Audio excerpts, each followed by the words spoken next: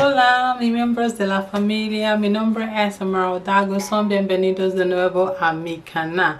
And to my English subscribers, hello family members. My name is Dago and welcome back to my channel. If you're just joining me for the first time, hey, nice meeting you. Here on my channel, I talk about how you can get yourself a visa, how you can get yourself down to Spain, and how you can get yourself legalized also and live a normal life here in Spain. So if you love such content and you can relate, please do well to join the family by clicking the red subscribe button. Comment down below, share this video to other people who you think might be in need of such content, and give me a big thumbs up. So today I'm going to be talking about get you to any Schengen countries. So this kind of visa, the best way of getting yourself here in Schengen is with this kind of visa. So if you think you love such content, then you will be doing yourself good by sticking to the very end of this video, because I'll be dropping every little detail you need to know on how to get yourself to any Schengen country of your choice. So do stay tuned. We'll be getting right into the video.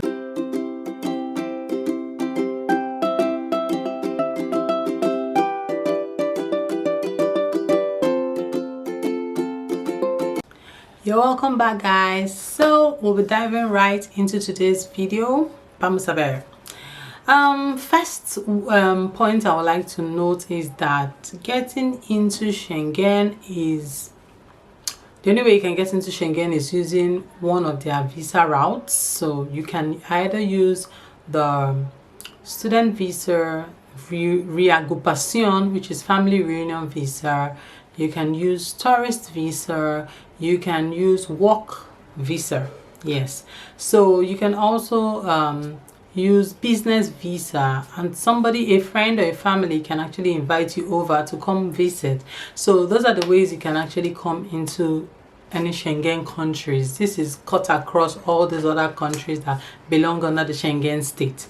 But firstly, I would like to explain to my family members that coming into Schengen, if you want to get yourself into Schengen and you're looking for the surest possible way to, you know, get yourself into Schengen, you don't want to try this and it fails, and you try this and it fails. You want to just try one route and it just works for you, it clicks. Yeah, because sometimes, you know, this visa process is back and back. Most times it costs a lot of money, stress and energy. So instead of you beating around the bush, listen to this video so that you'll be getting every little detail you need to know. Number one that I will mention is, if you want to come into Schengen country, like a sure way of coming into Schengen is actually using family reunion visa. I am not I'm going to be calling out the ways you can come into Schengen countries, but it's in no particular order. What I'm mentioning actually is in no particular order. So family reunion visa is the kind of visa you can apply for when you have a spouse that is already in that Schengen state you want to go to. So if you have a husband or you have a wife who is already in Schengen, maybe the person is in Germany, Spain, Italy, wherever, it has to be a Schengen state, and the person already has his or her resident permit, and the person is actually working and paying taxes, this person can file for the other person back home to come to that Schengen country. This is very easy. As I mentioned, the person has to have a resident permit, has to be living legally in that country. 1, 2, the person has to have a work. The person has to be employed, gainfully employed. 3, the person has to be paying taxes. So you have to have your tax payment receipts, like to show that you have been paying your taxes. These 3 things are the things that need to be checked by the government when the person is filing back in that Schengen country. So you need to be sure, once the person has all this and you're married to that person, there is a marriage certificate from the court showing that you are actually married, you don't have a problem. The person can go ahead and file for you to come over to Spain. Of course, there will be other processes, other documentations that will be needed back in the home country, but you would definitely get yourself in that Schengen country when all the process has been checked and everything has clicked. This one is a sure way of getting yourself into that Schengen country without shedding blood. Yes. Okay, the next one I'll be mentioning is student visa. So if you want to come to any Schengen states, any Schengen country, and you're thinking, how do I come? If you are a student, or you're somebody who loves to further your education, you're somebody who would want to go for masters, diploma, or any course at all, student visa should be the route that you should be thinking about. Maybe you don't have a husband, you don't have a wife here in Schengen states. That is not the end. You can still come to Schengen using the student visa route. If you think you love to study in one of the Schengen states, they have wonderful schools here. They have wonderful courses that they offer, and their schooling system is top notch. So if you think you will love to take that route, then you can try the student visa route. But first, you will need to, check for your school, do a little research, check for the school you want to go to, check for the course that you think you can actually do, a course that you love, a course. When university does not offer all the courses that maybe you may want to do, but some courses are peculiar to some universities. So you need to do your research to find out what school is offering that particular course that I want to study. In giving an admission, you have an admission letter into the said school. That is what you're going to use to apply for your visa. You don't go and apply for visa when you don't have an admission.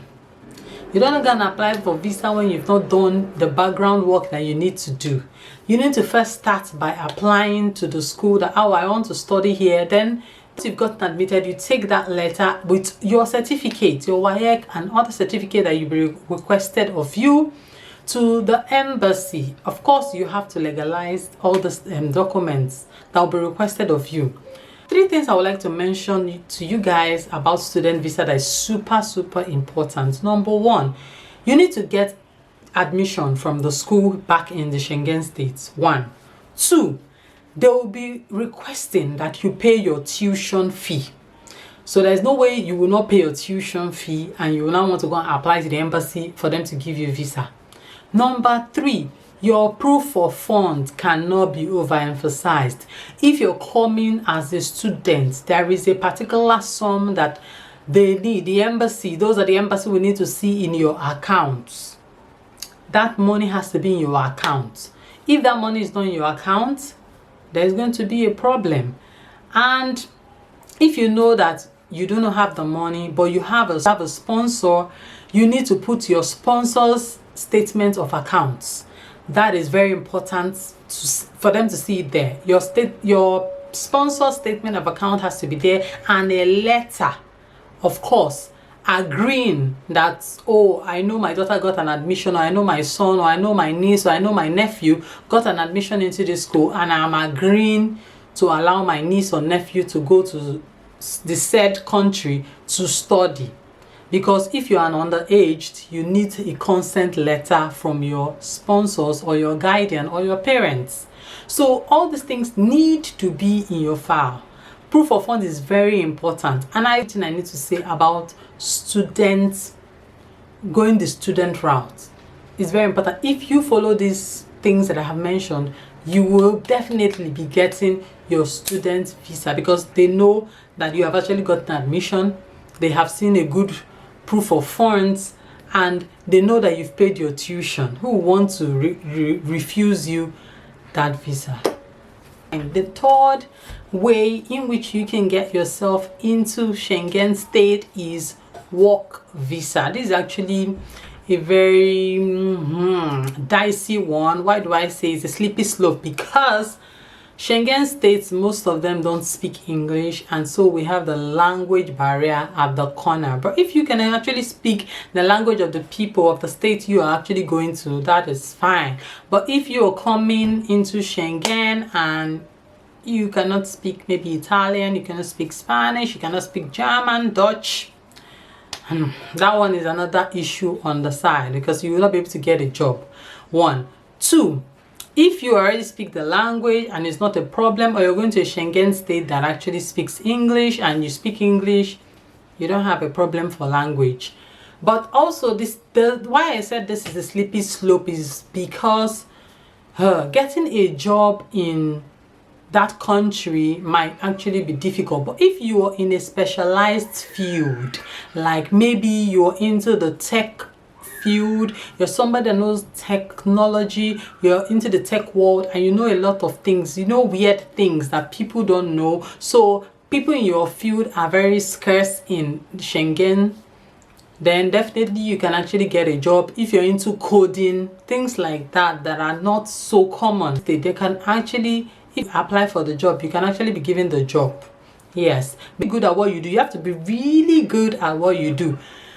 They would actually write to the embassy stating that they've given you a job and that they need your services, that you already have a job with them, you have a contract with them, and that they need your services over here. That letter alone carries power, because the embassy would do everything possible, because they'll be asking the embassies to assist you in order to do the paperwork and in order to get you over to Schengen. But the thing about work visa is that the day your contract gets terminated, that is the day your visa to stay, because it's work permit you're going to have. You're not going to have a resident permit. So the day your work terminates, maybe they give you a contract for 5 years, or they give you a contract for 2 years. After that 2 years or 5 years, you'll be asked to leave the country. But if you, maybe during the 2 years, you got married to somebody who already has a resident permit, or you got another job, then you can actually stay longer. After working, you're done, you don't want to stay anymore, then you can actually go back to your country, no pasa nada. Okay guys, this last one is one that a lot of people are not conversant about. I'll be talking about this one because it's one sure way in which not just you as an individual, this one you can actually bring your entire family to Schengen state, and this is what we call golden visa.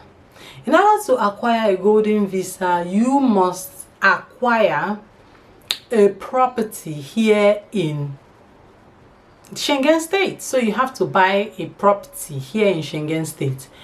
If you buy a property here in Schengen state that's mortgaged, you will be given a golden visa, because the company or the bank or the immobiliaria will actually write to the government office telling them that you've actually acquired the property, and that of course you give them the passport of your country in order to, and your family's international passport, in order for them to process your your family's data, and they will now send it over to the embassy back in your home country.